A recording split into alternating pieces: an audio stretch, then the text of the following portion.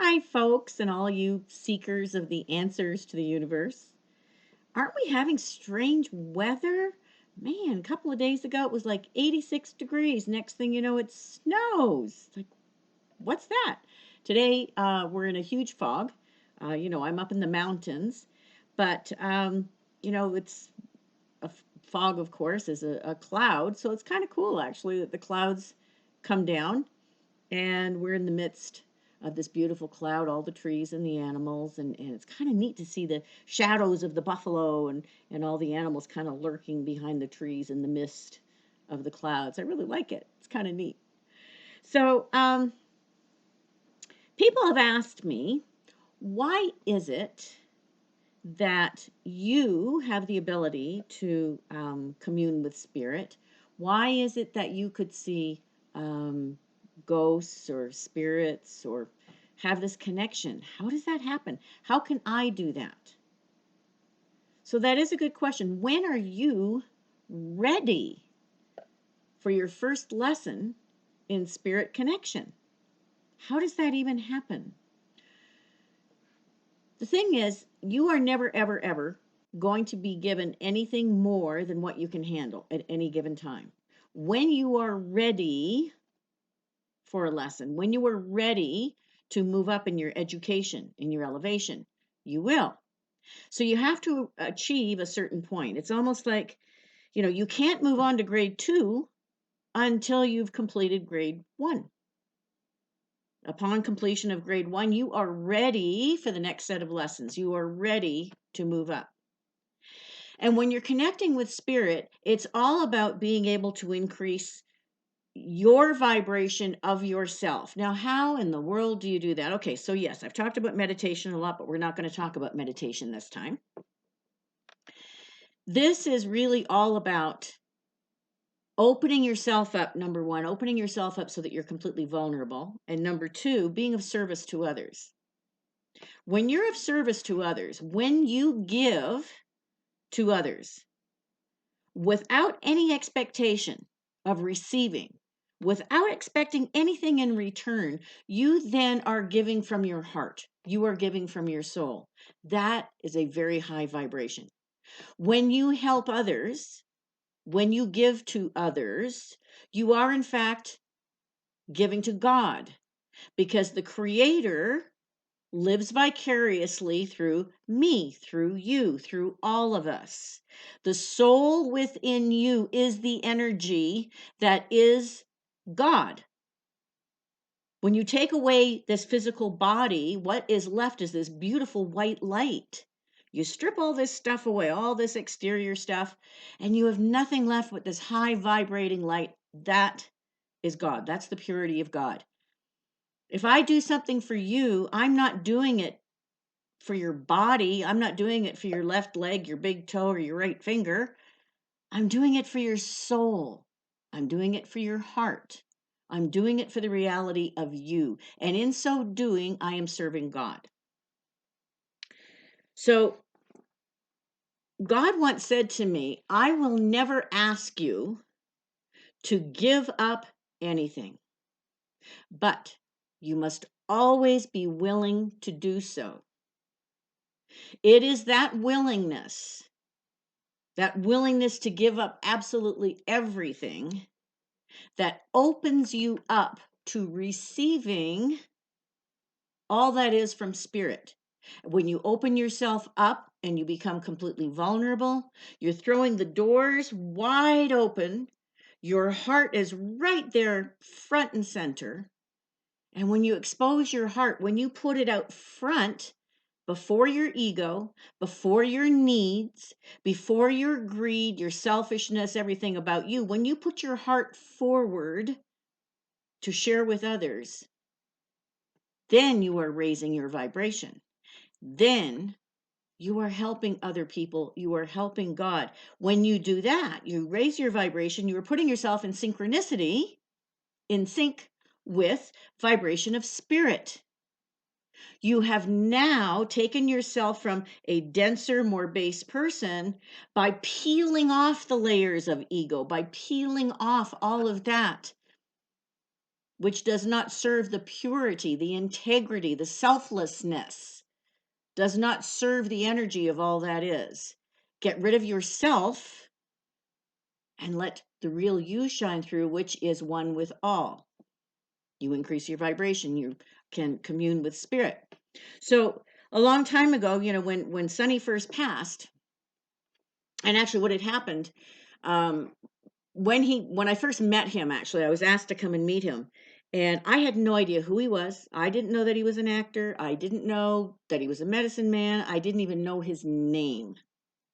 And a friend of mine who is Apache asked me to come and meet his friend who was sick and nobody was helping him.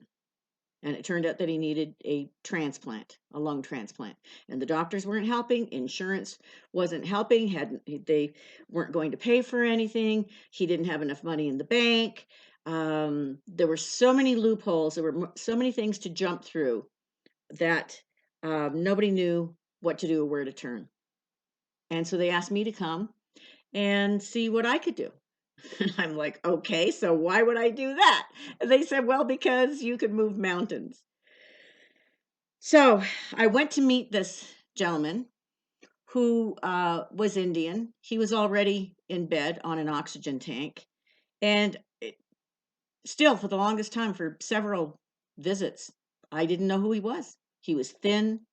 He was a 6'7" Indian, very, very thin. And I still didn't know. I didn't recognize who he was. But seeing the situation, knowing that I very well could be his last hope, I made a promise to this man, to this stranger who was a stranger at that time. I made a promise to him that I would do everything in my power to help him. I dedicated myself to helping him. I spent every penny that I had. Once I got him into a hospital, we were in LA at the time. I got him into a hospital in Houston. I was flying back and forth every week. I spent money on everything you can think of to try to help him. I was fighting administrators at hospitals. I was fighting administrators at insurance companies. I did everything that I could. So all to say, I was willing to put everything on the line, give up everything. I put my job on the line.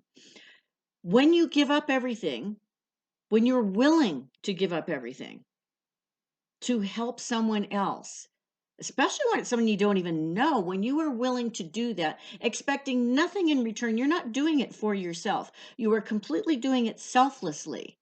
And when you do that, that puts you in this incredible place of receiving the most powerful gifts that you could possibly imagine. So this went on for nearly a year. And unfortunately, after Sonny passed, and actually, we did get the transplant. We did accomplish everything we set out to do, but it wasn't meant to be. He was destined. It was his time to move on. However, we became very bonded. We became very close, that our communication was very telepathic, and it was just something that was meant to be. And before he died, he told me he would never leave me. And true to his word, after I buried him, he let me know that he was there. And little did I know that this was going to be the beginning of the most powerful, incredible education ever, to have someone come in spirit to teach me. Now, for the first 3 years, he appeared as a raven, and as opposed to being himself. And I remember I went to see the high priest in Oklahoma, and the medicine man, and talked to him and explained the situation about this raven that was with me and how I could hear Sonny's voice, but it was still this bird. And I said, so am I crazy? I'm pretty sure it's Sonny. And the medicine man said, yes, of course, child. Of course it is. And I said, well, if it is, why doesn't he just appear as himself? And the medicine man was funny. He kind of leaned back in his chair. He folded his arms. And he looks at me and he says, do you really think you're ready to see the ghost of a big dead Indian? Ah, yes, you have a point there. So he then said to me, when you are ready to see spirit, you will. And sure enough, 3 more years down the road, I did. And it's because I was ready. I had to elevate myself enough, my consciousness, my vibration, my interaction, my selflessness had to continue so that I would be wide open and vulnerable to receiving and having faith. It's all about faith. When you are completely wide open, when you fling your chest open and there's your heart beating right there for the whole world to see, you're as vulnerable as you can possibly get.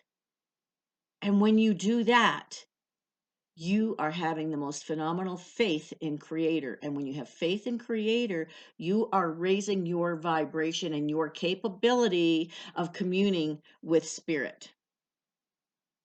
So, when you're true to your word, when you are of service to others, when out there, when others become greater, when you recognize the greatness and the oneness of all of them, it is not about you anymore. It is about them. It is about the oneness. It is about the greatness of all that is.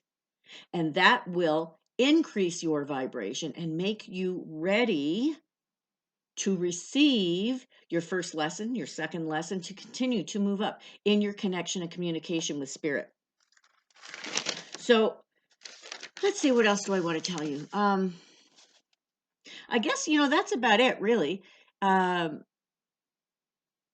the first thing you got to do, guys. That's the first thing that you will do, is just to make yourself vulnerable. Put yourself out there. Help others. Expect nothing in return, because what you end up getting in return is phenomenal. It's powerful. It's amazing. It is brilliant. You will never, ever, ever experience anything like it until you go through that. And that's the first thing you do.